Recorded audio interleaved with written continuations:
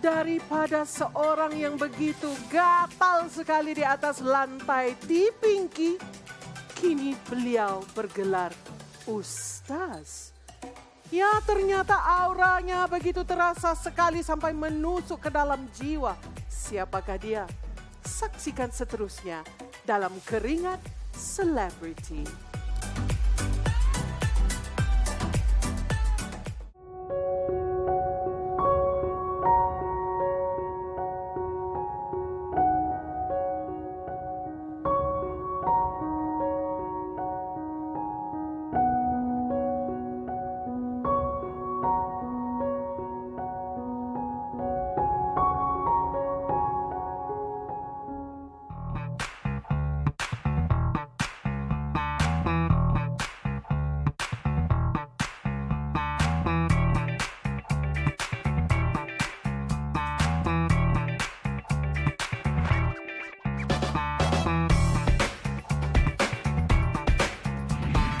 Bersama saya dalam Keringat Selebriti. Nama saya Adi Baknur.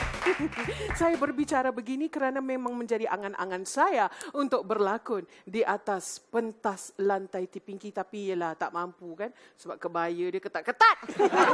Tapi kita bawakan pelakon yang mula mengorak langkah sebagai insan seni ternama daripada pentas lantai T-Pinky itu sampailah ke hati kita. Kita persilakan Azhan Rani.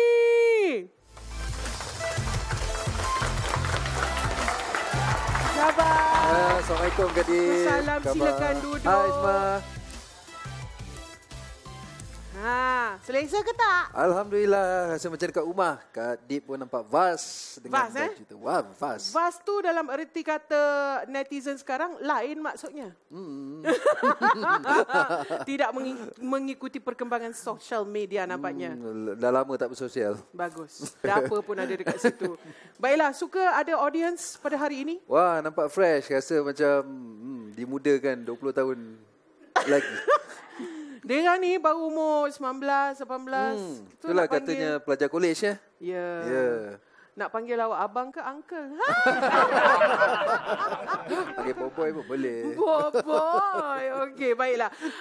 Azhan Rani. Ya, dengar saya. cerita awak mula dari pentas teater sampai ke kaca televisyen. Ya, betul. Cerita perjalanan dia macam mana tu? Okay. Mula-mula sekali awak dekat atas pentas tu masa bila? Kalau nak cerita mula-mula dekat atas pentas, saya rasa masa umur saya 6 tahun. 6 tahun? Ya, 6 tahun. Sekolah tadika. Saya sekolah tadika dulu. Saya sekolah tadika di Saint John. Bukan Saint John Ambulance. Fatima Kindergarten, bukan? Saint John Kindergarten. Oh, Saint John Kindergarten. Masa tahun saya adalah tahun pertama tadika kemas. Ditubuhkan. Tapi ramai mak bapak nak masukkan anak dia ke tadika kemas. Bapak saya datang tapi kota dah penuh. Tak boleh masuk. Jadi saya masuk, saya bercampur dengan pelajar kebanyakannya daripada orang Cina, India, satu Malaysia punya lah. Berbagai bangsa. Kita sekolah saya dekat dengan gereja sebenarnya. So saya belajar dekat situ. So subjek yang paling saya suka storybook. So teacher akan bagi storybook dan saya suka dengar cerita. Sehinggalah ada satu, bila macam majlis convocation, kita kena ada satu persembahan dan semua orang kena menyanyi. Konsert lah. Choir. So teacher saya kata kita kena buat pantomime. So dalam pantomime tu dia nak 2 orang je pelakon. Sebab satu masalahnya saya menyanyi memang hancur. So dia kata, eloklah kau tak payah menyanyi. So kau berlakon kata dia. So saya ingat watak first saya buat watak jadi chef. Chef dalam cerita apa? Dia ada lagu, saya tak ingat apa ke lagu dia. Tak silap-silap lagu dia macam pasal lagu nak hujan ke apa ke macam tu. Dan saya ingat dialog pertama saya kuih. Saya pakai topi chef tu dengan baju chef. Chef jual kuih? Chef jual kuih. Okay. Tapi kuih. Tak tahulah cikgu aku pun satu hal juga kan. Tapi masa tu itulah. Yang pertama sekali saya naik atas stage. Dan sejak daripada itu, okey. Sekarang ni Azhan Rani dikenali, sangat-sangat dikenali. Dan menjadi kira macam director's wish list jugalah. Alhamdulillah. Tapi kan, yang betul-betul orang mula sebut-sebut nama Azhan Rani ni adalah apabila dia menyandang watak yang jahat. Kita kena jadi jahat dulu Baru orang nak sebut-sebut nama kita. Kalau nak ikut perjalanan saya, kalau drama pertama saya yang di televisyen, Sesuci Cinta Sofia, saya ingat saya bergandingan dengan Datuk Rosyamno. Ya. Saya ditawarkan watak hero jahat. Saya tak pernah bermula dengan watak-watak kecil. Saya terus diangkat, sepatutnya watak saya kecil satu scene je. Selepas satu teater tu, kemudian Datuk Rosyamno kata dia nak cari hero jahat. So dia nak saya pegang. So saya bergandingan dengan dia hero baik, dia tentu dia baik lah. So saya jahat. So memang terus dapat watak utama. Watak utama. Dan masa tu menimbulkan sosek-sosek kat orang lain bila cerita tu keluar. Dia ni siapa ni tiba-tiba sebelah Rosyamno, sebelah masa tu Aida Khalida, kan, ada, dan Ruza Cik Wan. Ruza Cik Wan pun baru masa tu, sama naik dengan saya. Saya bermula dengan teater, saya belajar dalam teater, dan saya tidak ada impian pun untuk jadi pelakon TV. Ya sebenarnya. ke? Betul ke ni? Betul, tidak pernah. Saya selepas graduate, saya lebih kepada belakang pentas. Saya sebenarnya mengarah teater juga dulu. Dan saya selalu rasa saya tak ada package untuk berlakon TV. Lagi satu, kalau macam saya suka mengajuk-ngajuk lakonan TV apa semua kan. Abang saya selalu kata, kau tak boleh jadi pelakon, kau gemuk. Dia kata saya. Dia kata saya. Yalah, dia ingat you tak ada rupa lah. Abang saya kata, dia macam kalau nak kategorikan sekarang ni apa, bakat bukan sekadar rupa tu. Inilah orang dia. Tu dululah. Benda ataupun perkara-perkara yang kita tidak boleh lakukan di atas pentas teater, tetapi yang boleh kita buat di hadapan kamera. Apa dia? Kita boleh cut. Kalau salah tak apa. Itu salah satunya. Itu salah satunya sebab teater secara langsung dalam satu tempat dan berhadapan dengan audien dia sendiri. Jadi salah ke tak salah, pelakon dan pengarah aja yang tahu. Penonton tak tahu. Okey, tak apa, kita rungkai lagi segala rahsia dan juga peristiwa-peristiwa dalam kehidupan Azhan Rani selepas ini dalam Keringat Selebriti. Ya.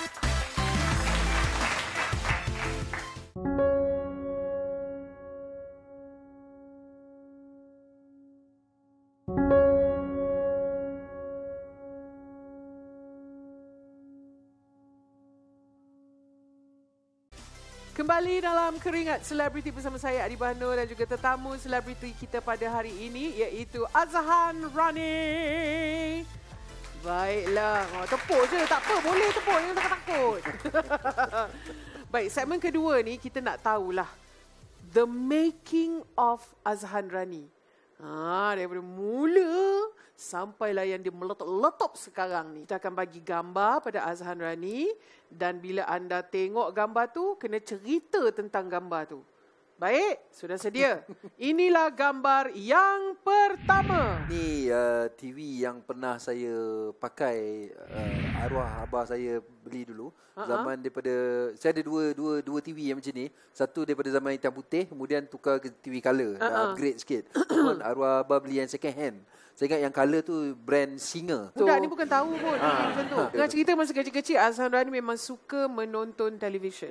Ya, sangat suka. Awak selalu duduk rumah tengok TV je lah. Sangat suka, dan lepas tu dia akan macam kalau saya tengok dulu cerita apa, Chips kan, yang pasal polis tu. Tu lepas habis cerita tu saya akan berangan lah jadi Chips tu. Pergi nak tembak orang lah, pakai kayu, pakai batang betik lah. Di antara TV program yang menjadi inspirasi kepada Azhan Rani, yang membuatkan awak berminat nak menceburi bidang seni lakon. Cerita lama, saya memang terinspirasi dengan karya-karya Allahyarham Tan Sri P. Ramlee. Itu memang sangat memberi inspirasi. Kemudian drama-drama macam dulu, drama Oppa, saya selalu follow, drama lama lah, legend-legend ni cerita. Sehinggalah masuk ke zaman Daddy M. Burhan punya filem. Terutamanya filem Azura. Filem Azura, saya dapat keterujaan tu sebab filem itu antara filem zaman tu dia keluarkan kaset dulu. So saya tak pergi wayang, Kuala Kubu Baru tempat saya tak ada wayang. Jadi saya dengar 2 tahun dalam kaset sehingga saya boleh ingat dialog-dialog tu.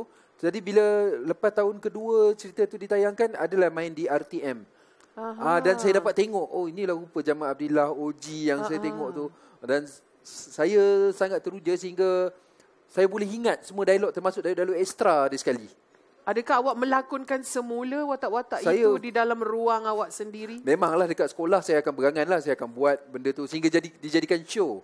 Saya pernah mementaskan benda tu, tapi saya tamak lah, saya pulun semua karakter tu. Awak ajuk semua orang. Saya lah Uji, saya lah Jamal Abdillah, saya lah Extra. Siapakah yang menjadi pendorong di dalam keluarga Azhan Rani? Sebenarnya saya rasa kalau nak katakan pendorong secara tak langsung, arwah abah tak pernah mendorong saya. Malah kalau boleh dia tak nak saya ada kat dalam line ni. Tetapi arwah abah saya dia pemain kompang. Dulu ada kompang dekat rumah dia. So ada jiwa seni juga kat situ lah kan? Saya dulu nak sangat belajar kompang dengan dia. Tapi dulu disimpan kompang kat tempat tinggi. Sehinggalah satu peristiwa saya terjatuhkan kompang tu. Allah. Saya nak ambil, kompang tu pecah dan terkena dahi saya berdarah. Tapi bila pecah berdarah dan agak teruk kat masa tu luka dia, arwah abah terus, saya tak tahulah kerana itu ke dia dah tak nak main kompang. Dan saya tak ada chance nak belajar main kompang pun dengan dia. Sebab dulu kalau ada orang kenduri kahwin ke, marhaban ke apa semua, diorang akan panggil arwah abah. Arwah abah antara orang kuat dalam pasukan kompang dia. Kemudian arwah abah ada keris juga. Keris tu bukan keris bersilat ke apa semua, tapi keris macam keris orang kahwin, pengantin. Dan arwah abah rupanya pernah berlakon. Katanya penerbangsawan. Tapi saya tak pernah tengok dan dia tak pernah ajar. Sebenarnya dia memang jiwa seni tu ada, cuma dia macam suka-suka je, dia tak serius. Tetapi apa benda seni persembahan, pementasan, menyanyi, bercerita yang melibatkan saya pergi ke depan, saya cepat angkat tangan. Di zaman sekolah rendah. Okey, gambar yang kedua. Di Sarawak. Waterfront. Okey. Ini adalah kenangan ketika bila ni? Ini saya panggil muzium saya. Because di sini banyak sangat sejarah. Saya pertama kali ke Sarawak kerana saya menjadi pelajar di Universiti Malaysia Sarawak. Saya adalah pelajar ijazah sarjana muda kepujian, drama dan teater di Universiti Malaysia Sarawak. Dan di situlah macam-macam cerita saya ada, susah senang saya, pernah ketawa, pernah menangis di waterfront tu. Pernah rasa semua. Macam mana boleh? Nak pergilah, nak buat juga. Kisahnya, lepas saya ambil form 6, saya ambil form 6 dulu. Kemudian saya apply untuk belajar teater, drama dan teater di Universiti Malaya. Saya memang target nak masuk Universiti Malaya. Tetapi saya tak dapat sebabkan permohonan daripada UPU. So mungkin agaknya kota dah lebih ke. Sampai saya pergi Merayu, saya jumpa Dr. Solehah Ishak masa tu. Okey, antara pensyarah di sana, saya minta rayuan, dia kata apa kredit saya tak cukup, dia kata untuk ni. Memanglah aku rajin sangat belajar masa tu kan. Dia kata tak cukup. Okey, so bila tak cukup, rayuan saya diterima di Universiti Malaysia Sarawak sebab kita ada 5 pilihan kan. Di Universiti Malaysia Sarawak. Mula saya rasa macam tak berminat langsung nak pergi ke Sarawak sebab jauh sangat. Lagi satu, saya bayangkan boleh ke aku hidup kat Sarawak tu. Tapi kebanyakan sahabat-sahabat saya yang dari diploma tu, saya buat di Melaka masa tu, ada juga pergi. Jadi saya rasa why not saya cuba kan. So pergi. Itulah pengalaman pertama ke Sarawak, pengalaman pertama naik kapal terbang. Masa nak pergi Sarawak, satu arwah abah adalah bukan orang yang senang. Kami ada 5 adik-beradik, saya anak keempat. Arwah abah dia pemandu lori di Jabatan Bekalan Air masa tu. Dan masa saya ditawarkan, dia sedang sakit. Arwah abah saya memang ada banyak macam-macam penyakit. So masa tu dia asma yang teruk dan dia di hospital masa tu. Saya bagi tahu dia saya dapat offer ke Universiti Malaysia Sarawak. Lepas tu diploma saya dah buat kan. So dia kata macam kau ni nak kerja apa ni? Lepas tu nak pergi sana nak belajar apa? Saya cakap drama teater. Drama lagi. Dekat situ. So dia macam diam, dia tak bagi kata pergi ke tak pergi ke, boleh ke tidak ke. Tapi saya ingat saya masa sebelah arwah abah saya ada satu cikgu. Dekat situ. Mungkin saya di hospital. Di hospital tu dalam ward dia, rakan ward dia tu. Yang bagi tahu biarlah nak pergi apa semua pergi kan. Masa tu kemudian saya masa tu saya ada motor RXZ. Saya jual RXZ saya dan itulah duit saya beli tiket flight. 500 lebih masa tu nak pergi ke Unimas. Dan semasa di Unimas tu dengar cerita memang awak tak balik pun untuk semester break ke apa ke? Saya terhadkan waktu balik, saya balik untuk hari raya, tetapi tahun kedua saya tak balik raya. Sebab memang saya ingat saya tak nak susahkan orang tua saya. Adakah awak bekerja dekat sana sambil-sambilan ke? Di Sarawak tidak, saya tidak bekerja. Tahun pertama saya agak celaru sikit, saya tak tahu macam mana nak menguruskan diri saya. Tahun kedua saya dah nampak cara dia dah. Tahun kedua. Iaitu dengan cara saya gunakan kelebihan yang saya ada iaitu teater. Masa tu Sarawak agak universiti yang orang tak tahu. Bila saya kata pasal Unimas, orang kata apa? Ayam mas. Orang kata macam tu. Orang tak tahu pasal Unimas. Jadi saya mula-mula sekali ditawarkan untuk buat mime show. Mime show sebab saya ada kelas mime masa tu. Saya 2 orang. Benar dia kata kita nak buat promosi Unimas sebab universiti baru. Nak bawa ke Semenanjung.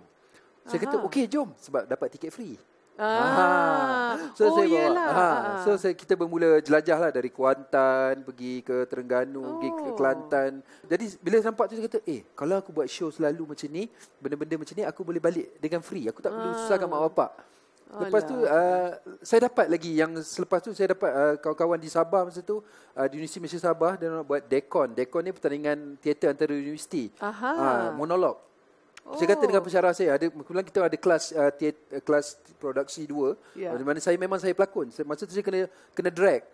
Tajuk cerita tu Sally M. Salim nama lelaki dia, nama tak lelaki dia Sally. Alamak, tak ada ke gambar? Ada kalau Google mesti ada Sally M. Memang ada dan saya dengan teater itulah paling banyak membawa saya berjelajah. Saya pergi ke UMS dan menang. Di sana saya dapat pelakon terbaik. Kemudian daripada UMS kita bawa pula ke pertandingan teater lain antara universiti di UUM. Di sana dah peluang saya nak balik rumah di Kuala Lumpur. Bila balik di Semenanjung saya ada can lah. Tak apalah naik bas jimat sikit kan. Bijak. Ketepuk sikit. Semangat dia tu kan. Lepas tu sehinggalah teater tu dipentaskan Joe Hafsham panggil untuk pentaskan di Actor Studio. Masa tu di Dataran Merdeka bawah tu ada Actor Studio. Sehinggalah hari saya balik, saya dah graduate, dijemput untuk buat teater terakhir saya bertajuk bukan Lantai Demikian. Di mana bulan selalu letak. Saya balik for good. Kita buat show di Jubilee Intan, Dewan Jubilee Intan Johor Bahru. So saya balik for good. Okey, kita tengok gambar yang seterusnya. Apa ceritanya? Tu dia. Ini majlis pelancaran Proton Saga ke apa ni? Ini cerita hati saya. Siapa nama dia? Nama dia Proton Saga.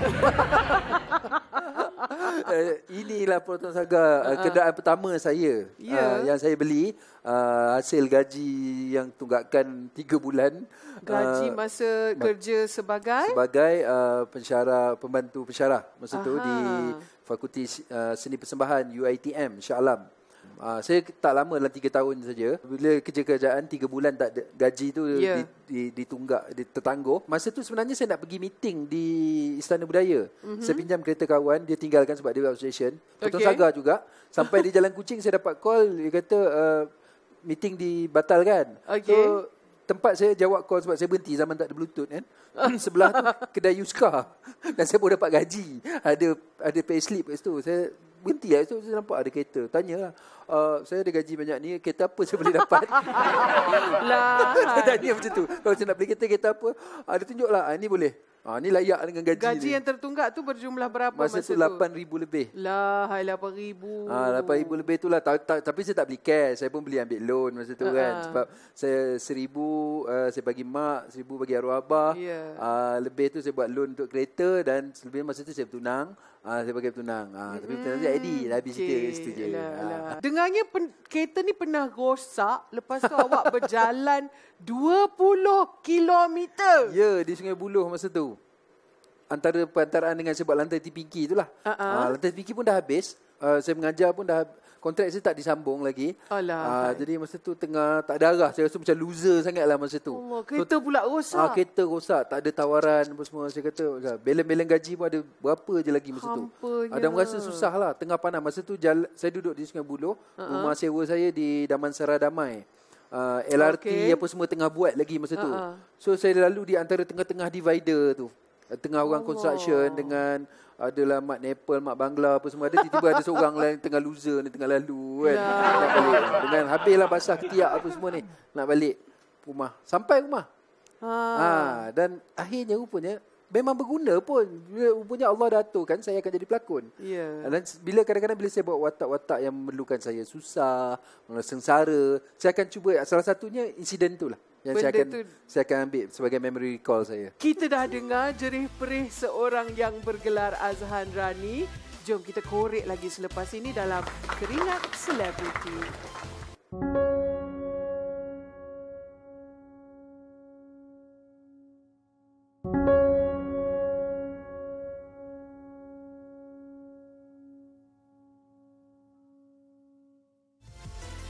lagi bersama saya Adibah Nur dalam Keringat Selebriti bersama tetamu yang cukup istimewa iaitu Azhan Rani. Okey, tadi kita dah dengar sedikit sebanyak tentang pengalaman-pengalaman lucu yang mengusik jiwa. Tapi kita nak korek lagi lah sedalam yang mungkin ke dalam jiwa Azhan Rani. Cewa! Baiklah, freelance teater. Saya dengar awak banyak freelance dalam bidang teater sebelum ni. Dan umum mengetahui kalau freelance ni maknanya bukanlah kerja tetap. Betul. Maka gajinya pun tidaklah tetap. Betul. Dan teater ini bayarannya tidak sama dengan seorang penyanyi di atas pentas. Betul. Ataupun seorang pelakon di dalam drama televisyen. Kadang-kadang tu, ya Allah, hai kerjanya berbulan-bulan. Tetapi bayarannya banyak tu je. Macam mana awak maintain diri awak masa tu? Masa tu di tingkatan 6 ada pertandingan drama sekolah antara sekolah-sekolah Malaysia. Ya. So saya ditawarkan berlakon satu watak yang penting. Watak jahat juga masa tu. Antagonis lah kan. Saya nak buat tu. Saya dengan cikgu saya, Cikgu Zuraidah nama dia, Cikgu Sastra. Dan masa tu kebetulan Mazlan Tahir, sekarang ni pensyarah di UiTM, dia baru graduate dari USM. Dia tolong. Kebetulan dia kawan, dia orang Kuala Kubu. Dan masa tu ada Hamzah Tahir, adik daripada pengarah Rosmina Tahir, pun baru graduate. Nama-nama besar dalam saya tak kenal dia orang masa tu. Tapi Hamzah Tahir masa tu dia ada seorang selebriti. Dia ada rancangan dia sendiri di TV masa tu. Wow. Saya macam wow, ada orang tolong kan. So kita buatlah teater tu. Dan masa tu arwah abah tak suka. Sebab saya mula lebihkan masa saya dengan latihan. Sekolah sendiri pun tak support. Saya ingat lagi pagar ditutup. Bila malam kita nak pergi berlatih kat Dewan, saya lalu ikut bawah longkang. Nak pergi juga. So kita berlatih lah kat situ. Sehinggalah saya menang di peringkat zon, peringkat negeri, wakil negeri, okey. Pertama kali masuk paper pula masa tu. Dia macam ya ke kan. Dan sampai saya mewakili Selangor untuk ke pertandingan peringkat kebangsaan di Dewan Tun Syed Nasir di Balai Dewan Bahasa Pustaka. Saya perlukan duit juga nak pergi sana masa tu kan. Arwah abah tak support. Jadi masa tu saya jadi KD. Saya ingat lagi di Kuala Kubu ada padang golf. Saya jadi KD. Saya jadi KD dalam seminggu tu saya kumpul dapatlah dalam lebih kurang dalam 100 lebih. Dan itulah pengalaman pertama saya dapat hotel, duduk hotel masa tu. Saya ingat lagi Southeast Asia Hotel masa tu. Dah tak ada dah sekarang. Dekat Chowkit tu kan. Kat dia ingat kan. Itulah. Dan saya kat situ peluang saya berkenalan dengan orang-orang teater lama masa tu. Ada Sabri Yunus, ada Imuda, apa semua orang DBP, orang kuat DBP masa tu. Dan dalam pertandingan tu saya, alhamdulillah sekolah saya dapat nombor 2 dan saya dapat pelakon terbaik masa tu. Bila saya dapat pelakon terbaik, saya muka saya keluar dekat TV, berita, muka saya keluar dekat paper Utusan Malaysia. Arwah abah senyap. Orang semua cakap, anak kau ni. Tapi yang setahu saya, seingat saya, arwah abah potong paper tu. Dan dia frame kan. Jadi saya tahu dia restu. Dia restu. Okey, tapi belum in total. Sebab lepas saya dalam pertandingan tu pula saya buat diploma dan saya buat degree. Dan selepas habis tu dia selalu tanya. Saya selalu bercakap pasal orang punya sukses. Dia ni sekarang berlakon orang bayar 2,000, 3,000. Kau dapat berapa? Dia tanya. Saya tak dapat apa. Saya tak ada apa. So selalulah dia cakap kalau tak boleh tu tak payahlah. Dah pergi cari kerja lain lah. Saya dah 50-50. Patut ke saya berhenti ataupun teruskan. Tiba-tiba saya dapat satu offer buat teater bangsawan masa tu di PWTC. So saya buatlah Dr. Gaus Nasaruddin dan kemudian saya buat ni pula. Saya dapat offer untuk buat teater monolog di Matic masa tu. Selling M tu juga walaupun dah beberapa tahun. Saya buat jugalah. Saya ingat ada payment lebih kurang dalam 4,000 lebih masa tu. Itulah duit saya beli tiket dan saya bagi mak abah duit. Dan saya rasa masa itulah bermulanya dia rasa okey, dia dah nampak dengan lakonan saya boleh menghasilkan duit, saya boleh berdikari dan selepas tu dia okey. Dan dengan cerita melalui jalan itu jugalah awak perlahan-lahan masuk ke dalam bidang produksi televisyen? Sebenarnya sebab lepas saya graduate, orang tak kenal saya lagi. Kebetulan masa tu pensyarah saya, masa tu Hamzah Tahir di Universiti Malaysia Sarawak, adik kepada Rosmina Tahir ni, dia pun balik sama-sama dengan saya. So lepas tu dia nak masuk UiTM, dia kata why not cuba sekali. Saya kata saya baru ada degree, saya tak ada master semua. Dia kata tak apa, kau boleh jadi Twitter semua. So kami pergi interview sama-sama dan dapat. Bila dapat, dia kenalkan saya dengan kakak dia. Memang saya dah kenal pun sebelum ni, tapi tak pernah bekerja. Kakak dia masa tu di Istana Budaya, banyak mengarah dan sebagainya. So saya jadi penolong pengarah dia. Saya buat research. So saya dah macam orang kerja Istana Budaya lah, hari-hari datang Istana Budaya. Sampai saya pergi buat bangsawan apa semua, kita research sampai ke Songkla dan sebagainya bersama dia. So saya hanya di belakang tabir. Dan di belakang tabir itulah, inilah muka yang kalau orang-orang yang pernah berteater dengan saya dulu, dia tahu inilah muka yang selalu kena marah. Kak Ros bukannya orang yang senang. Kalau saya salah, dia akan jerit je. Memang saya dulu. Artis lambat ke saya kena, artis teruk pun saya kena, artis tak hafal skrip pun saya kena. Memang saya lah. Sampai saya pernah dibaling kasut. Oleh Rosmina Tahir. Ini cerita betul. Saya kutip balik kasut tu dia, saya pulang balik kasut tu. Saya pernah merajuk dengan Rosmina Tahir. Saya pernah merajuk untuk lantai TPK dan untuk pengetahuan semua. Saya tak ambil pun payment saya, kerana saya merajuk. Tapi itu cerita lama lah. Cuma saya punya merajuk punya pasal 5,000. Payment saya cakap tu terang 5,000 saya tak ambil sampai sekarang. Masa tu Datuk A. Samad Said datang menonton. Dia menonton, dia rasa teruja dengan saya agaknya. Besok dia tahu pasal kisah saya sebab saya umumkan depan orang ramai. Saya kata, saya tak nak ambil duit ni. Cuy, hati kau keras. Dan kemudian A. Samad Said besoknya bagi saya semua buku-buku dia bersama tanda tangan dia. Autograf dia. Dan di salah satu buku dia, catatan ke London, tak silap saya tajuk dia. Dia tulis kat situ, Azhan, bapa suka sayapmu berkembang tetapi jangan terbang terlalu tinggi. Saya ingat lagi. Itu ayat dia. Itulah yang jadi pegangan saya sampai sekarang ni. Saya tahu saya ada lorongan untuk ke dunia yang ini. Sebab dunia ni dunia yang bukan saya suka, tapi saya cinta. Okey, dalam perjalanan awak rentetan yang telah diceritakan ini, apakah momen yang paling down sekali? Selepas saya berlakon beberapa drama, kemudian ada satu offer masa tu, filem. So saya pergi casting bersama sahabat saya, Beto Kushairi. Masa tu semua belum ada nama lagi pun. Orang tak kenal pun siapa diorang ni kan. Kami dapat filem tu tajuknya Ransan. Ada Aaron Aziz, ada Sharifah Amani dalam tu.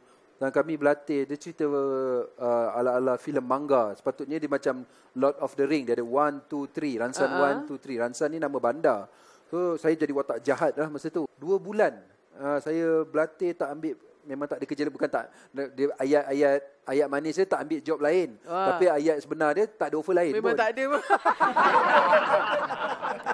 Kan sebenarnya. Sampailah lepas 2 bulan, lagi berapa hari nak raya, datang pengarah masa tu Mukris, Raja Mukris, dia kata tak jadi buat. Filem ni tak jadi sebab funder duit tak cukup lah apa semua. Dan masa tu saya, Beto dan beberapa orang lain berpandangan sama sendiri. Apa yang dah kita buat ni selama berhari-hari ni? Macam ni ke kita? Macam tu je. Tak jadi, tak dapat apa. So, lagi berapa hari nak raya? Dan masa tu saya murung, saya ingat dalam 2 minggu ke. Saya tak keluar rumah, saya duduk rumah. Saya rasa macam, saya malu dengan mak saya malu dengan arwah abah saya. Saya kata, okey, nanti saya duit. Kalau boleh raya ni saya nak bagi kat orang. Saya paling tertekan bila macam anak-anak buah datang, orang boleh bagi duit raya, saya tak boleh bagi. Orang kata, oh ni pelakon tapi duit tak ada. Pelakon apa kau? Walaupun nak bagi RM1 seorang, saya tak ada. Itulah bermulanya kita orang menjadi sahabat. Sebab saya kenal Beto Kushairi masa tu, baru kenal masa tu. Dia pun baru kahwin. Dia lagi lah susah. Kalau saya fikirkan saya susah, dia lagi susah. Dia baru kahwin, ada bini, pun tak ada duit. Macam mana tu kan? Dia pernah ketuk rumah saya sebab saya kata, dia ajak makan, saya selalu kata tak apa, tak nantilah, tak ada, cakap tak ada duit kan. Gaya pun ada. Tapi dia ketuk, dia kata, dia terus terang je, Azhan, aku ada duit sikit, jom. Dan kita kira duit shilling tu nak makan kat roti canai kat mamak masa tu. Itu zaman yang saya rasa sangat perit. Mak saya berapa kali pinjamkan duit kat saya.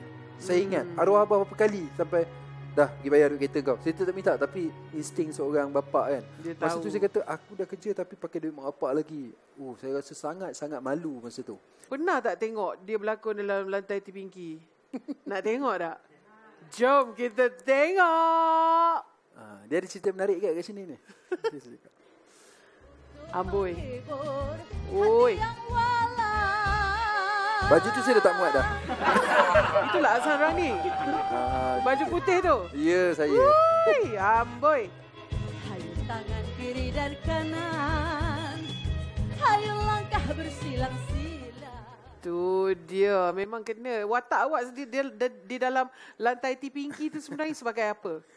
Saya memegang watak sebagai Gonjolo. Dia adalah watak paling jahat lah dalam tu. So kerja dia suka datang di cabaret tu dan target dia nak cari Pinky. Pinky masa tu Nasha Aziz.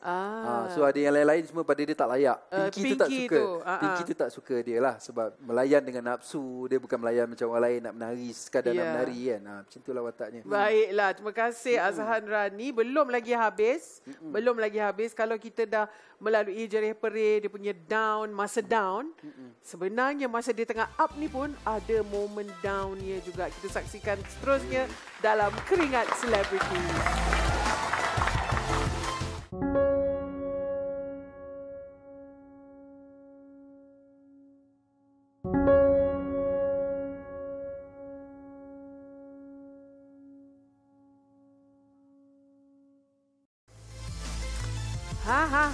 Weh, semakin panas rasanya studio hari ini dalam Keringat Selebriti bersama saya Adi Bano dan tetamu istimewa Azhan Rani. Tepuklah sikit.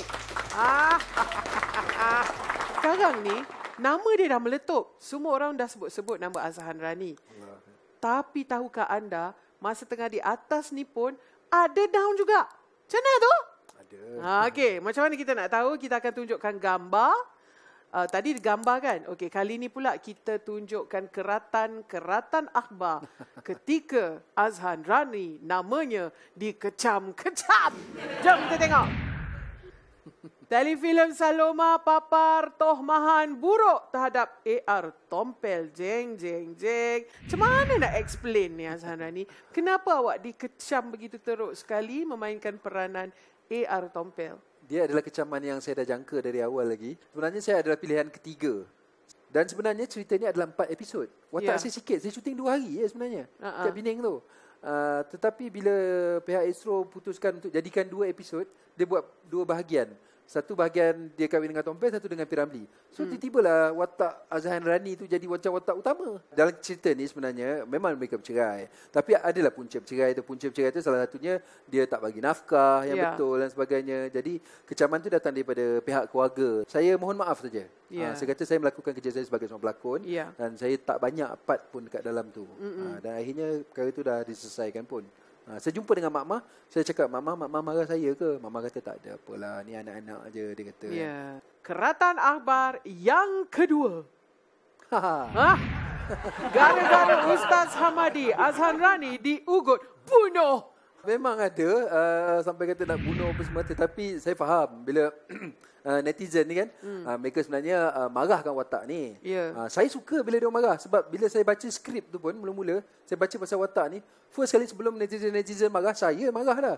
Cakap apa puaka sangat saya watak dia ni. Masa tu saya tak apa, saya nak buat. Saya kata sebab saya berdepan juga dengan golongan-golongan macam ni sebenarnya. Jadi saya rasa kita perlu kenalkan. Itu menandakan dia berjaya membawa watak itu kan. Keratan akhbar yang ketiga. Azhan redha jika tiada jodoh. Allah, hai Tuhan. Kita tak ada option untuk skip. Tak ada. Tadi dia dah sebut kan dia bagi duit pada tunang dia kan. Allah. Okey, saya terus terang kata Januari saya dah 44 dah. Okay, alah, muda lagi. Saya dah reda dah. Yang cakap tu macam lah kan. Kita kan sama kes. Okey, nanti kita tepi. Okey. Sebenarnya memanglah saya reda lah. Impian saya untuk menjadi seorang suami nak membina rumah tangga tak jadi. Saya pernah bertunang, kemudian tak jadi. So, dia macam orang Melayu biasalah, dia frust kan. Frust melampau sampai rasa macam teruk sangatlah hidup aku ni masa tu kan. Dan tiba-tiba bila Allah atur kan, dia bagi ruang saya berlakon, apa semua, orang panggil saya berlakon. First drama saya Suci Sofia tu, walaupun saya asyik kena maki je sebab lakonan kayu keras cendana tu kan. Saya rasa seronok bila buat watak orang lain. Bila saya berlakon, saya dapat lepaskan. Saya seronok jadi orang lain. Lakonan is escapism saya. Untuk fikirkan benda. Saya tak suka jadi Azhan bin Abdul Rani ni. Sebab saya akan merasa malangnya hidup aku, susahnya hidup aku, banyak benda yang aku tak dapat. Tapi saya tak tengok apa yang saya ada. Saya asyik tengok apa yang orang lain ada. Tapi apa yang saya ada, saya berubah daripada satu watak. Sudahnya saya dapat bini yang saya ada 3 bas bini cantik saya. Orang dalam TV dalam TV tu tak apalah, saya enjoy je hidup saya. Masa nama awak dah disebut-sebut, Azhan Rani sudah dijulang-julang namanya. Ketika itulah orang yang paling awak hormati dan beriltizam untuk jaga sampai bila-bila pula diambil pulang ke rahmatullah. Ya, arwah abah saya Abdul Ghani bin Sabri, dia pergi pada 21 Ogos tahun 2016, usia 73 tahun. Arwah abah ada 7 penyakit dan yang paling teruknya adalah kanser thyroid. So dia berjuang suffer dalam 2 tahun untuk kanser dia, dan saya pernah jaga dia. Saya pernah berapa bulan tak ambil apa-apa syuting dan sebagainya. Saya jaga dia di hospital. So ada rutin dia, hospital kebanyakannya hospital Selayang dan juga hospital Institut Kanser Putrajaya sana. Dan saya masa di Putrajaya, ada partnya saya terpaksa tidur di ward. Nurse nasib baiklah baik, agaknya mungkin ada lesen, muka saya muka lesen dekat. Dia kata duduklah dekat katil depan tu, tapi pagi-pagi bangun sebelum doktor datang, kena bangun lah. So saya berulang alik lah syuting, saya tak balik rumah, mandi dekat hospital sebagainya. Saya jaga arwah abah.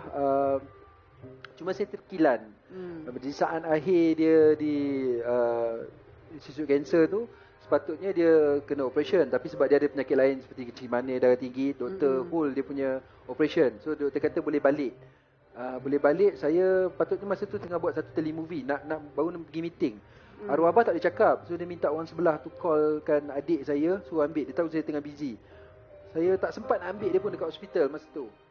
Dan adik saya balik, bawa abah balik di Kuala Kubu. Dan bila saya sampai di Kuala Kubu, saya patutnya pergi ke Cameron Highland pula, ada syuting lain. Arwah abah dekat lantai, dia tidur, dia baring kat lantai masa tu. Dia kata, pergi. Dia buat macam ni dengan tangan dia kan. Saya pergi. Saya kata tak baik bah tidur bawah ni. Tak apa, dia suruh saya pergi. Saya pergilah syuting. Hari tu saya syuting 2 hari. Hari kedua saya dah habis. Waktu maghrib. Tapi patutnya saya balik ke Kuala Kubu. Tapi masa tu saya kata, kawan-kawan kata, tunggu esok pagilah kita beli sayur semua. Saya ingat nak bawa balik rumah, ajak kawan-kawan makan. Dan pagi itulah arwah pergi. Arwah abah pergi, meninggal, mengemburkan nafas. Adik saya kata dekat lantai yang sama, dekat tempat yang dia buat tangan dia macam tu. Saya terkilan sebab saya menjaga dia. Saya harap saya dapat berada di sisi dia. Dan kalaulah boleh saya undur masa, saya tak pergi ke Cameron Highland tu masa tu. Saya nak berada bersama-sama dia, tapi saya tak sempat bagi kata-kata terakhir. Saya jarang mengucapkan yang saya sayang dia. Saya nak, kalau boleh saya dapat cakap dengan dia, saya nak cakap yang saya sayang dia. Saya sangat terkesan sekarang ni. Kalau kata saya bawa watak-watak yang melibatkan seperti bapa dan sebagainya, saya nak audiens semua dapat perkara yang sama dengan saya. Sayangi orang tua kita, berbaktilah dengan orang tua kita semasa ada. Sebab kita akan menjadi manusia yang paling menyesal bila kita tak sempat nak bagi semua tu. Saat-saat kejayaan saya tak dapat nak kongsikan dengan bapa saya. Saya rasa galat sebab saya tak dapat hadiah kan. Saya ingat saya, zaman saya pekan teater dulu, saya di antara calon yang dikatakan akan dapat pelakon terbaik masa tu. Pertama kali arwah abah datang dengan mak, datang tengok teater tu. Dan saya tak dapat. Saya sangat frust sebab saya nak dia tengok kejayaan saya. Dan benda tu, dia selalu mendoakan saya tahu. Tapi dia tak sempat. Dia tak sempat tengok benda-benda tu. Itulah yang saya rasa agak galat sedikit. Terima kasih Azhan Rani kerana sudi berkongsi momen itu bersama-sama dengan kami di Keringat Selebriti. Sesungguhnya saya percaya ibu dan ayah sentiasa bangga dengan kita, Azhan. InsyaAllah. Okay. Alright, kita kembali dalam Keringat Selebriti selepas ini.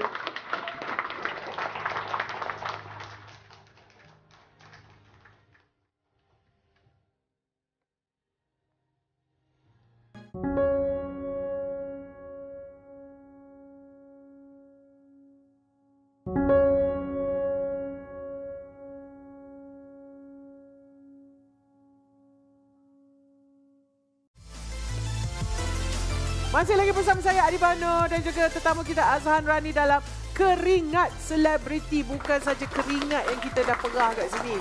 Bukan saja air peluh yang keluar. Malah air mata juga. Mana nak cari dalam Keringat Selebriti leh. Baiklah Azhan, ini segmen terakhir. Kita dah tak nak sedih-sedih lagi dah. Tapi untuk segmen terakhir ni, mungkin anda fikirkan yang Azhan Rani ini adalah seorang yang serius. Tetapi rasanya lah kan, ramai yang tahu dia ni kuat melatah. Nampak je maco. Cuba cucuk sikit. Dan dia ada sisi kelakar dia. Okay? Dengan segmen terakhir ini yang mana Azhan Rani perlu menjawab soalan secara jujur. Soalan yang pertama, jangan fikir, terus jawab. Kalau nak buat biografi Azhan Rani, siapakah pelakon yang paling sesuai jadi hero? Isyam Ahmed. Kau ada orang kata muka sesama macam dia.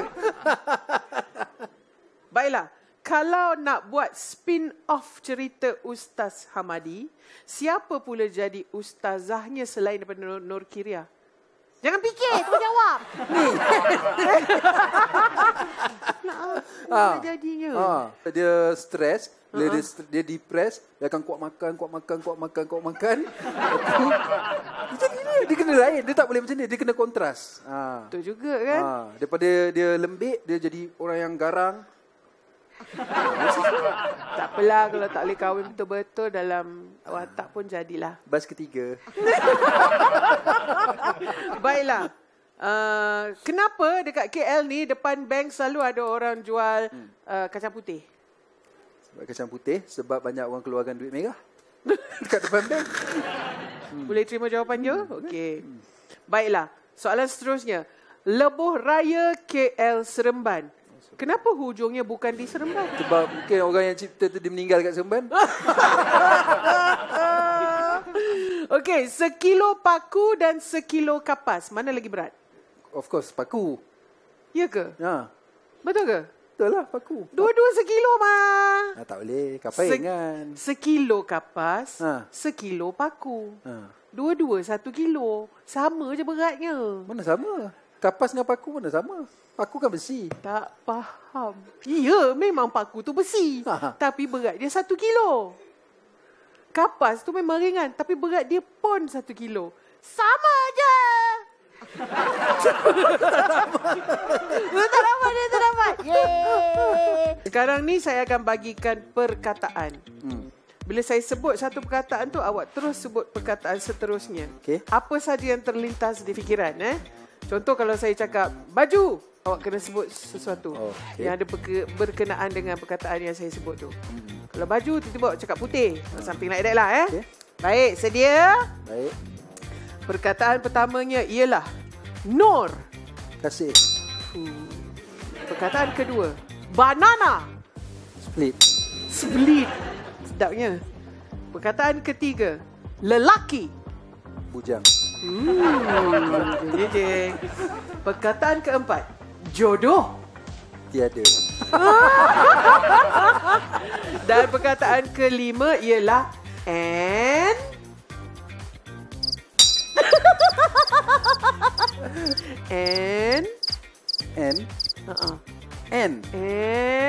Ending. Baiklah, tepukan untuk Azhan Rani. Boleh lah.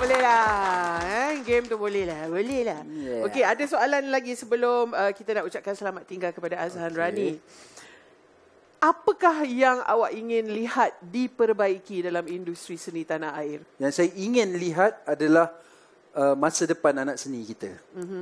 Terutama dari segi kebajikan, royalty, bukan sekadar anugerah tepuk-tepuk dan puji-puji, besok kita menghadap balik benda yang sama. Rungutan-rungutan dia tak perlu banyak lah. Kalau daripada zaman arwah Tan Sri P. kita ada banyak nasib-nasib yang tidak terbela anak-anak seni kita.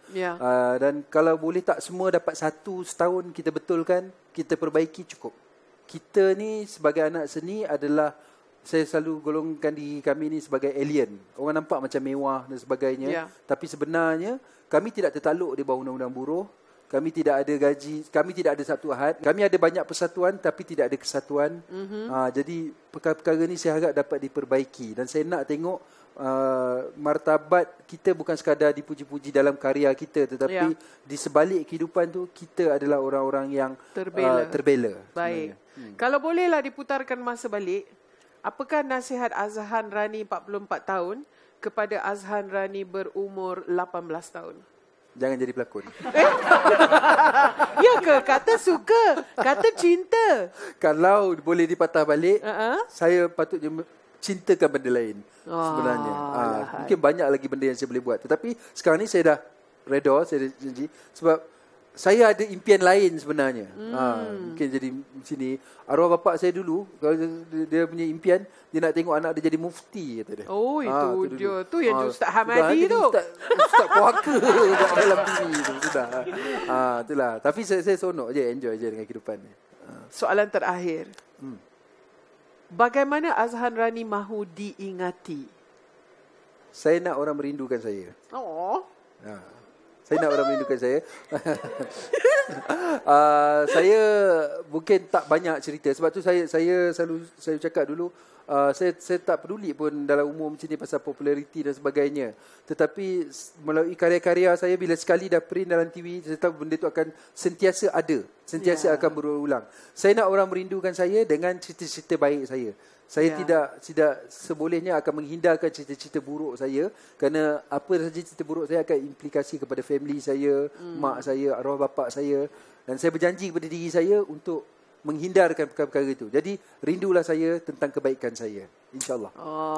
Baiklah, semoga Azhan Rani terus menjadi inspirasi kepada anak-anak muda dan juga mereka yang bercita-cita untuk berkecimpung dalam bidang ini. Ambil sahaja yang jernih. Macam Azhan Rani cakap tadi, yang keruh-keruh tu tak apa, lupakan saja. Okey. Terima kasih Azhan Rani kerana sudi bersama kami di Keringat Selebriti. Terima kasih juga Keringat Selebriti kerana menjemput saya. Kita sama-sama ambil iktibar benda yang baik, kita jadikan contoh. Okey, insya-Allah kita bertemu lagi dengan tetamu yang lain dalam Keringat Selebriti dalam episod yang seterusnya. Bye-bye. Bye. Terima kasih College Antarabangsa Cybernetics. Putra. Semoga berjaya.